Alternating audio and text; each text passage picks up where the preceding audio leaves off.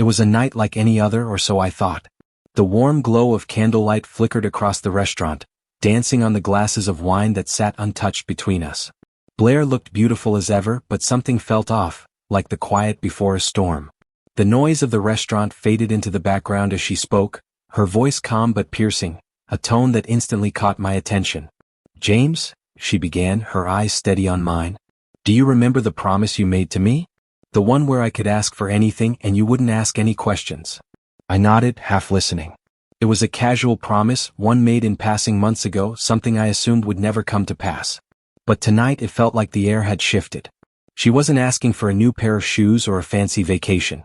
No, she was about to ask for something else, something that would change everything.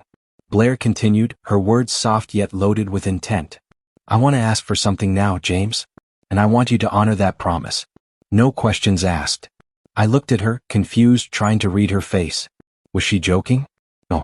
Blair was never one to joke when it came to serious matters. I swallowed hard, bracing myself for what she would say next. "I want to spend the night with Aaron Cooper," she said, her words falling from her lips with an unsettling calmness. I froze. Aaron Cooper. The name hit me like a punch to the gut. He was her high school classmate, a former crush, a man she had talked about in the past with a nostalgic fondness that made my stomach churn.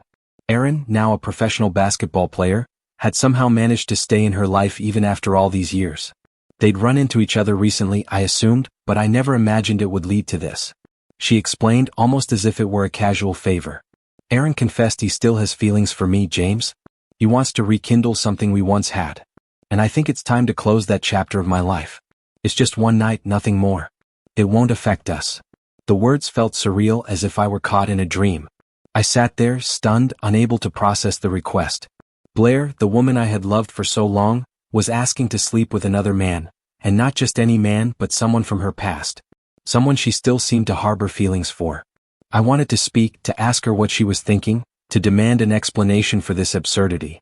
But the words caught in my throat. How could I? She had made it clear that this was something she wanted, and I had given her that promise. The silence between us grew heavy, a weight that pressed against my chest, suffocating me. I wanted to understand. I wanted to ask why. But instead, I found myself nodding, almost mechanically, as if my body had betrayed my mind. Blair leaned back in her chair, her eyes never leaving mine. "I know it sounds strange, James, but I think it's something I need to do for closure. For us." I couldn't speak. My mind raced. This wasn't the woman I thought I knew. I had always believed we had a bond built on trust, on understanding. But this was beyond anything I could have imagined. She was asking for something that felt like a betrayal, and yet, there she was, calm and collected, as if this were just another request. Without a word, I stood up from the table. Blair watched me, her expression unreadable, but I could see the faint trace of something in her eyes, perhaps guilt, perhaps something else. But I couldn't focus on that now. I was overwhelmed, confused, hurt, and angry. I couldn't stay there. Not with her, not with that request hanging between us. I walked out of the restaurant, my legs shaking beneath me. The cool night air hit my face as I stepped outside, but it did nothing to calm the storm raging inside me. I needed space. I needed clarity. But more than anything, I needed to escape from the person I thought I knew, the person who had just shattered the foundation of everything we had built. Blair's request echoed in my mind over and over again, until I could no longer think straight. I didn't know how long I had been walking, but eventually I found myself standing by my car, staring at it without really seeing it. It was then that the realization hit me. My life as I knew it was over, and so was my marriage to Blair. I couldn't go back. Not after what she had just asked. The trust was broken, and I was no longer the man who could blindly follow her wishes. I had been trying to keep everything intact for so long, but this was too much. I didn't know what I was doing next, but I knew one thing for sure. I was leaving. Without a word, I packed my belongings, transferred the money from our joint account, and erased every trace of our life together. My marriage, our shared memories, the promises we had made, none of it mattered anymore. As I drove across the state to Denver, I couldn't help but feel the weight of the decision pressing down on me. Was it the right choice? Could I ever forgive Blair for what she had asked? These questions would stay with me for a long time, but for now, I had no answers. All I had was the road ahead, and the hope that somehow I could rebuild my life from the ashes of the past. Blair would never know where I had gone, not at first. She would try to contact me to apologize, to explain. But I had made my decision. I was done. and there was no going back.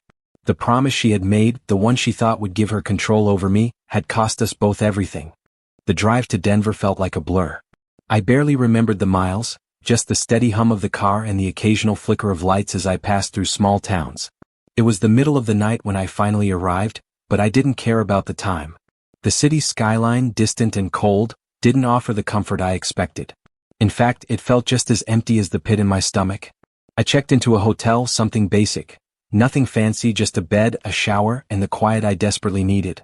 The room was small, unremarkable, and exactly what I wanted. No distractions. No reminders. Just the stillness I hoped would help me clear my mind. I stared at the ceiling, my thoughts racing. Blair's face kept flashing in my mind. Her calm, matter-of-fact tone when she made the request. The way she seemed so certain, as though it were just another thing to check off her list. But what hurt the most wasn't her request. It was the realization that I didn't know her anymore. I didn't recognize the woman sitting across from me at that dinner. How had we gotten here? How had we drifted so far apart? I didn't want to think about her. I didn't want to think about Aaron. But they were inescapable. Every time I closed my eyes, their names echoed in my mind. I had made the choice to leave, to sever ties, but it didn't stop the questions. Was I overreacting? Did I misunderstand her? Could things have been different if I stayed? The truth was I didn't know. But what I did know was that I couldn't keep living in that lie. I couldn't be the person who let this happen. I needed space. I needed to rebuild myself. For the next few days I stayed in that hotel room, sorting through my emotions. I spent my time focusing on what I could control, my career. It had always been my escape, my constant, and now, more than ever, it was the one thing that kept me grounded. I was a photographer, and there was beauty in the world to be captured. It was a small, simple truth, but it gave me something to focus on, something to pour myself into. I reached out to a few contacts in the city, looking for photography work.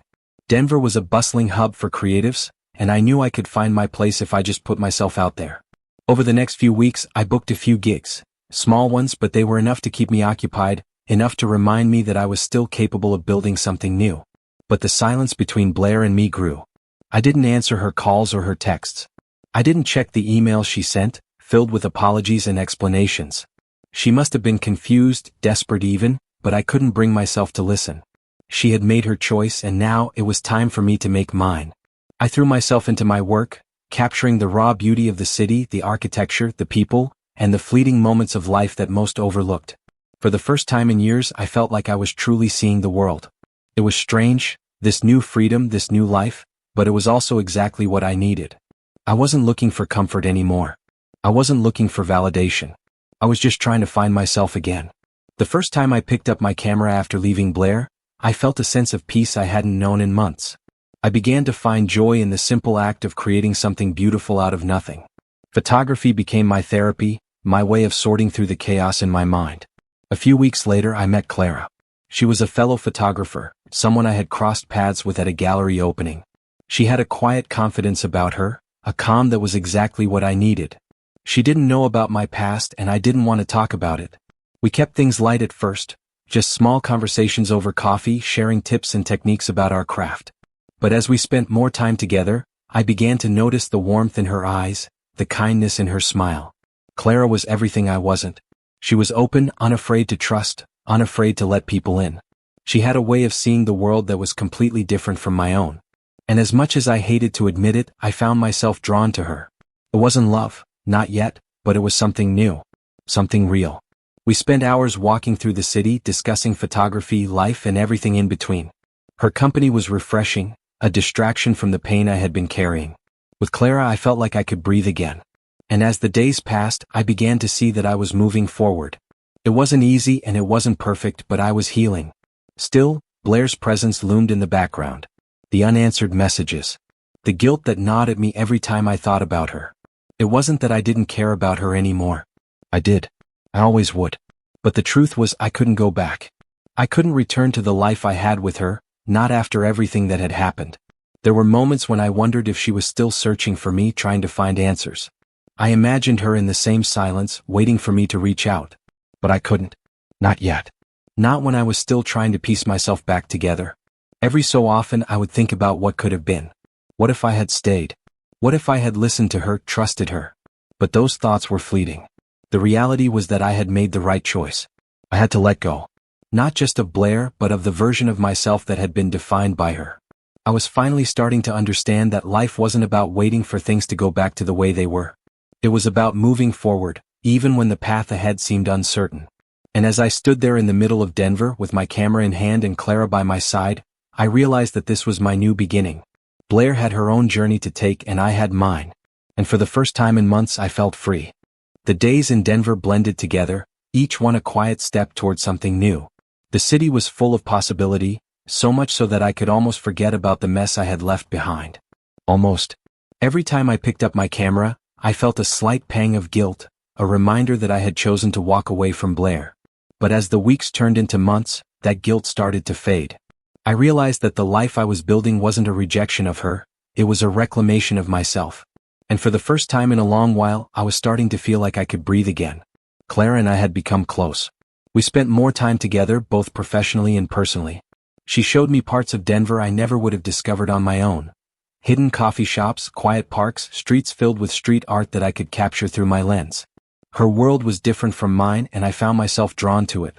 She had a warmth, a genuineness that I couldn't ignore. It wasn't like with Blair. With Clara there were no complications. She was unencumbered by the past, living in the present, and that was something I admired. But the past, it seemed, was never done with me. One afternoon, a few months after I moved to Denver, I received an email that nearly stopped my heart. It was from Blair. I hadn't heard from her in months, not since I left. The subject line simply read, "I need to talk." I stared at it for a long time before I even opened it, my fingers hovering over the keyboard. I hadn't wanted to hear from her. I had spent so much time trying to shut out the past. But something inside me, some nagging, unshakable feeling, made me open it. "James, I don't expect forgiveness. I don't even expect you to want to hear from me, but I need you to know how sorry I am. I never meant for it to go this far, for things to get so out of control. I've been thinking about you every day. I've missed you. I know I hurt you and I can't undo what I did. But I just need you to know how deeply I regret everything that happened. I've changed, James. I'm not the same person I was. Please just let me know you're okay. That's all I want. I've spent so much time blaming myself, but I think we both need closure. Take care of yourself. Blair." I sat there for what felt like hours, the weight of her words pressing on me. It was a simple message, apologetic, sorrowful, regretful, but the impact it had on me was anything but simple. I wasn't sure what I expected, but it certainly wasn't this. I had always believed that Blair was capable of more than what she showed that night at the restaurant. But this was the first time I had seen her truly vulnerable, truly remorseful. Still, I couldn't bring myself to respond. Not yet. I had spent months healing, building something new, and I wasn't ready to let it all collapse under the weight of the past. I deleted the email, leaving it in the past where it belonged, or so I thought. A few weeks later, I received another email. This time it was different. There were no apologies. No requests for closure. It was a divorce notice. The final step in ending everything between us. I stared at the screen, my heart pounding in my chest. I had expected this in some way, but seeing it in black and white made it all too real. It was over. There was no more us. There was no more hope of reconciliation, no more what-ifs. Just the cold, hard reality of a life that was no longer mine to claim. I closed my eyes, taking a deep breath. For a moment, I let myself feel everything, the anger, the hurt, the sadness, the relief. I had spent so long running from it all, trying to outrun the memories and the emotions, but now they had caught up with me. And in a strange way, I was grateful. Because in that moment, I realized something important. I wasn't angry anymore. I wasn't hurt. I wasn't even sad. I had finally accepted that it was over and there was nothing left to fix. I picked up my camera, something I hadn't done in days. The lens felt familiar in my hands, a comfort I hadn't realized I needed. I needed to focus, to create, to channel everything that had been weighing on me into something beautiful. I stepped out of the apartment and into the crisp evening air, feeling the weight of the world begin to lift. Over the next few days, I buried myself in my work. I poured everything into my photography, capturing the raw beauty of Denver in a way that I hadn't before. And with each shot, each frame, I felt more and more like myself. Clara noticed the change too. She told me she saw something in me, something that had been missing for a long time. I didn't know what it was, but I knew I felt lighter. More free. But there was still a part of me that couldn't let go of the past. Every time I picked up my camera, I thought about Blair. I wondered if she was still out there, searching for me for answers. And sometimes when I walk through the streets of Denver, I imagine what my life could have been if things had been different. But life wasn't about what could have been. It was about what was. And what was a new beginning. One that I had to fight for, one that I had to choose every day. I knew I wasn't fully healed. I wasn't sure I ever would be. But as I stood there in front of my camera, capturing the world around me, I realized that I was finally moving forward. I had taken the first step and I wasn't turning back. In the end, that was all I could do. Move forward. One step at a time. Time moved in unpredictable ways. Days bled into weeks, and before I knew it, months had passed since that night with Blair. Denver had become my sanctuary, the place where I could be someone new, someone unburdened by the ghosts of my past. But no matter how much I focused on my work, no matter how many new faces I met or new projects I undertook, I couldn't fully escape the remnants of my old life. Clara was still by my side and our bond had grown stronger. She was easy to be with. She didn't carry any emotional baggage from my past. She was a clean slate in a world that had been stained by memories. I began to trust her, not fully but enough to allow her into my world. She became my constant, my anchor in the chaos that sometimes lurked beneath the surface. But there were moments, quiet moments when I was alone, that I couldn't shake the thoughts of Blair. The hurt, the confusion, the emptiness that had filled me after I left, all of it would rise again, uninvited. It was as though the past was always just a whisper away, just around the corner, waiting for a moment of weakness to seep back in. One evening, I was working late in the studio, editing a batch of photos I had taken that afternoon. The sun had long since set, and the city outside had settled into its nighttime rhythm. My fingers moved quickly over the keyboard, adjusting contrasts and perfecting details, when suddenly the sound of a phone notification broke through the silence. It was an email from an unfamiliar address. My heart skipped a beat. For a moment I thought it might be another message from Blair.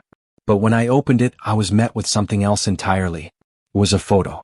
The image was blurry, taken from a distance, but the subject was unmistakable. It was Blair standing with Aaron Cooper, smiling in a way I hadn't seen her smile in years. It was a smile that spoke of familiarity, of closeness, something I hadn't had with her for a long time. The caption beneath the photo read, "reconnecting after all this time." I sat there, staring at the screen, trying to process what I was seeing. Part of me felt angry, betrayed even, but another part of me felt something else, something I didn't quite understand. Was this her way of telling me that she had moved on? Was this her closure, the final act in a drama that I had thought was over? I didn't know. I closed the email and sat back in my chair, feeling the weight of the world settle back onto my shoulders. I had spent so long building my life here, finding peace, moving forward, but the past had a way of showing up when I least expected it. The threads that connected me to Blair, even after everything, were still there, pulling at me, testing my resolve. Clara noticed the change in me. She'd always been intuitive, aware of the small shifts in my mood. That evening she asked me what was wrong and I told her the truth, or at least part of it. "I saw a photo," I said, my voice quieter than I intended. "Blair and Aaron, they're reconnecting." Clara didn't ask questions. She didn't press me for more details. She simply sat next to me, offering the kind of quiet comfort that I hadn't realized I needed until that moment. "Does it hurt?" she asked, her voice gentle. I thought about it for a moment, my eyes drifting to the city lights outside the window. "Yeah, a little. But it's not the same hurt as before. It's just, I don't know, Clara. It feels like I'm still connected to it all, even though I've tried to move on." She didn't say anything at first, just let the silence stretch between us. It wasn't uncomfortable. It was the kind of silence that spoke volumes, the kind that allowed space for whatever emotions were left unsaid. "I think," Clara said softly, "that sometimes we try so hard to move forward that we forget there's still something behind us pulling us back. It's hard to let go of things, James. It takes time. But it doesn't mean you have to be stuck in it." Her words hit me harder than I expected. They were simple but they rang true. It wasn't that I hadn't tried to move on, it was that, despite everything, I had never fully let go of Blair. And now, seeing her with Aaron, seeing her find her own closure, it made me realize that I had to let go too. It wasn't just about Blair moving on, it was about me doing the same. The next few days were filled with a quiet tension. I tried to focus on work, tried to push the thoughts of Blair out of my mind, but they lingered. She had moved on. She had found the closure she was looking for, and I had to do the same. But there was still a part of me that held on, that wanted to know what had happened, that wanted to know if I had mattered at all in her journey. The following week, Clara and I took a short trip out of the city to escape for a while. We went to a small cabin in the mountains hoping to find some peace in nature. It was the kind of trip that allowed me to reset, to breathe and to stop thinking for a while. There, in the silence of the mountains, I realized something important. I didn't need to know what happened with Blair. I didn't need to understand why things had unfolded the way they did. What mattered was that I had moved forward, that I had rebuilt myself. By the time we returned to Denver, I felt a shift inside me. I no longer felt the need to look back. The past, with all its questions and uncertainties, could stay where it belonged, behind me. But as I stepped into the apartment, my phone buzzed again. Another message from Blair. This time I didn't hesitate. I opened it. "James, I hope you're well. I've been thinking about you. I'm sorry for everything. I know we can't go back, but I just wanted to say thank you for the good times. I hope you find peace wherever you are. You deserve it." I read the message twice, the words lingering in my mind. I didn't know what to feel. I didn't know what to say. But I did know one thing: I was finally free. The message from Blair sat on my phone for what felt like an eternity. I couldn't bring myself to respond, at least not immediately. The words she had written were kind, thoughtful, but it was too late. The bridge between us had long since burned down, and I had crossed into a place where the past no longer held sway over me. I realized I no longer needed to respond to her for my own peace of mind. But it wasn't just her message that lingered. I had spent so much time running from the past, trying to push it into some corner of my mind, that I hadn't fully understood what it meant to be free from it. Now, as I stood in the quiet of my apartment, I felt a strange sense of closure, a finality I hadn't allowed myself to feel before. Blair and I were done. She had apologized and I had moved on. But it wasn't until that moment, after reading her message, that I could truly say I had closed that chapter. Clara, who had been a quiet presence in my life for several months now, had noticed the shift in me. She had always been patient, never asking too much, never pushing me to talk when I wasn't ready.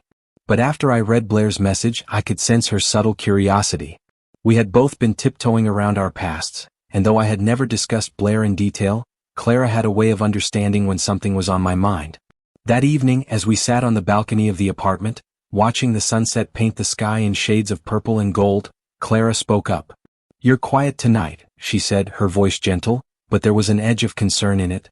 "Is everything okay?" I looked at her, meeting her gaze. There was no judgment in her eyes, only concern, the kind that spoke of understanding without words. I took a deep breath and smiled, the weight of the world suddenly feeling lighter.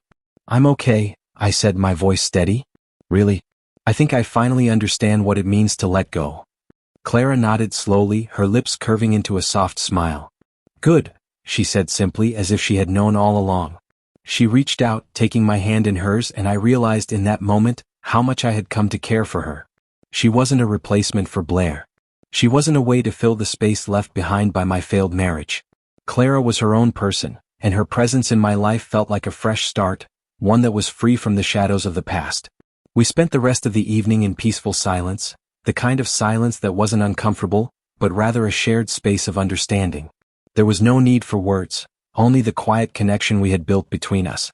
I knew that things weren't perfect, but they were real and they felt right. As time went on, my career continued to flourish. Denver had become my home in ways I never anticipated. I began to book bigger projects, commercial work, personal exhibitions, and the sense of purpose I had found through photography kept me grounded. I traveled more, capturing landscapes and moments of life that most people overlooked. Each click of the camera's shutter was a reminder that I was moving forward, that I had something to contribute to the world that was uniquely mine. But life, as it often does, threw me another curveball. A few months later, I received a call that would bring me face to face with the past once again. The voice on the other end was familiar but distant, Blair's. My heart skipped a beat when I heard it, and for a moment I thought I was back in that restaurant, that night she had made her request. But this time her voice was different. There was no coldness, no aloofness. Just a raw vulnerability that made me pause. "James," she said, her voice trembling slightly, "I need to apologize for everything. I need to see you to explain. Please, just one more time." I closed my eyes for a moment, taking in a deep breath. I had come so far, rebuilt my life from the ruins of our past, and now she was asking to reopen the door I had so carefully closed.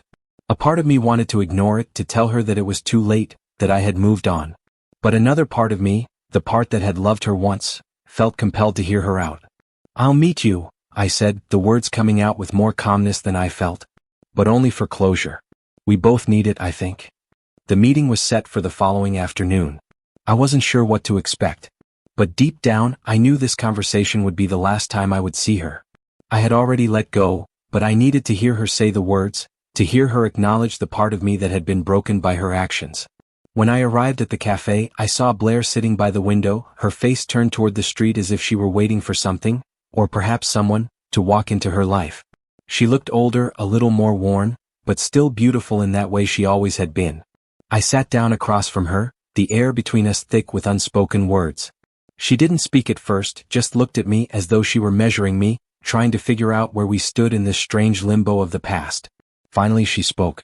"I'm sorry, James," she whispered, her eyes welling with tears. "I never meant to hurt you. I didn't know how much I had changed, how much I had taken you for granted until it was too late. I thought I could control everything, that I could have everything and still keep you. But I couldn't. And now I've lost you. I've lost everything." I didn't know what to say at first. The anger I had once felt had dissipated, replaced by something else. Sadness, perhaps, but also understanding. I could see that Blair had suffered too in her own way. She had made a mistake, a painful one, but she was owning it now in a way she hadn't before. "I know," I said quietly. "And I think that's what I needed to hear." She looked at me surprised. "What do you mean?" "I think I needed to hear you say that," I continued. "Because I've moved on, Blair. I've finally let go. It's taken me a long time, but I'm not angry anymore. I'm not bitter. I'm just done."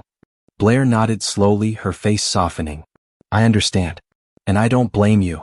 There was a long silence between us then, but it wasn't uncomfortable. It was peaceful. And for the first time in years I felt free. Completely free. The past was no longer my burden to carry. It was a chapter closed, a lesson learned. I had moved forward and so had she.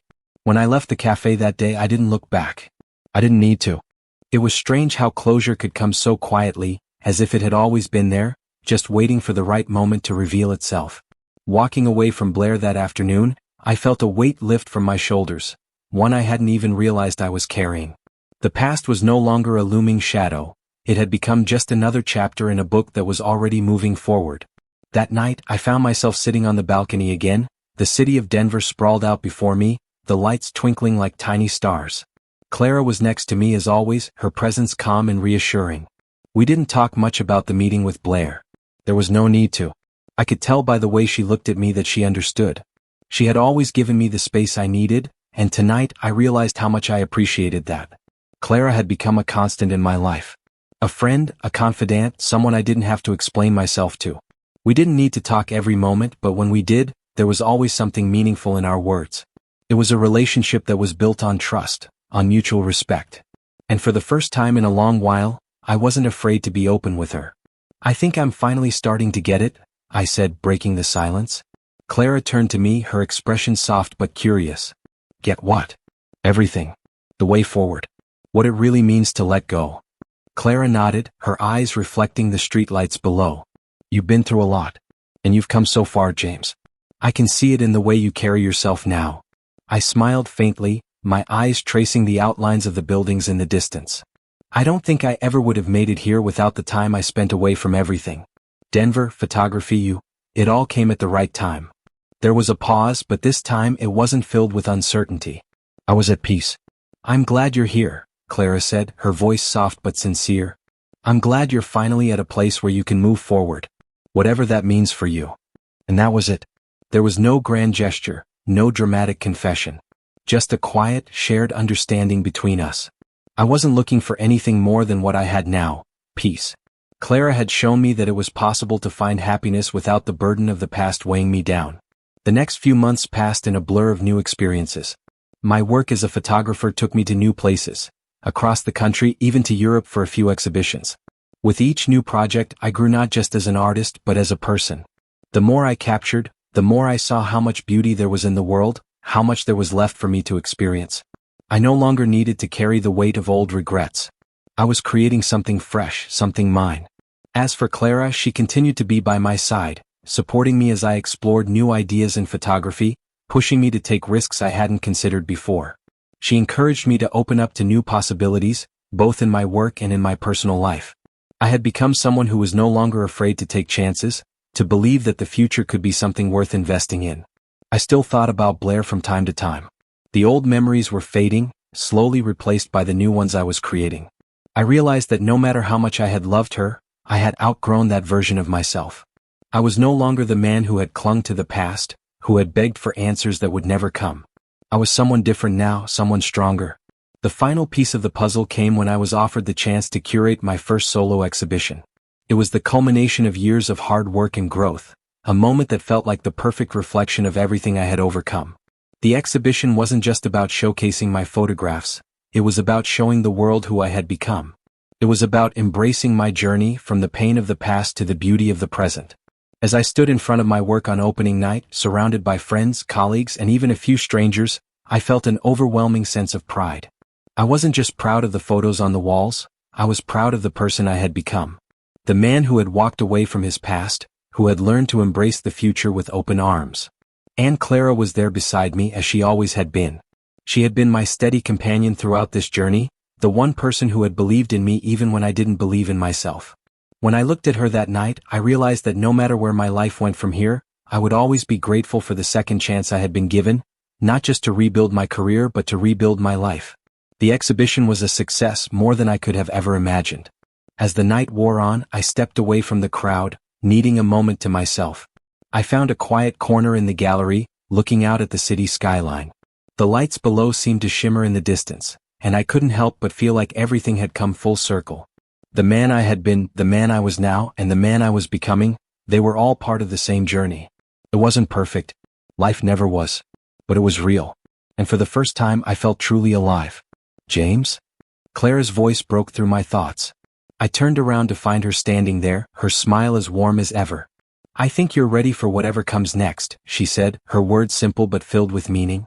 I smiled back, the weight of everything finally lifting off my shoulders. I think you're right. And with that, I took her hand, ready to face the future together, whatever it held. Because, for the first time in years, I understood that moving forward wasn't about forgetting the past. It was about learning from it, growing because of it, and finally finding peace in the journey. No matter what came next, I was ready.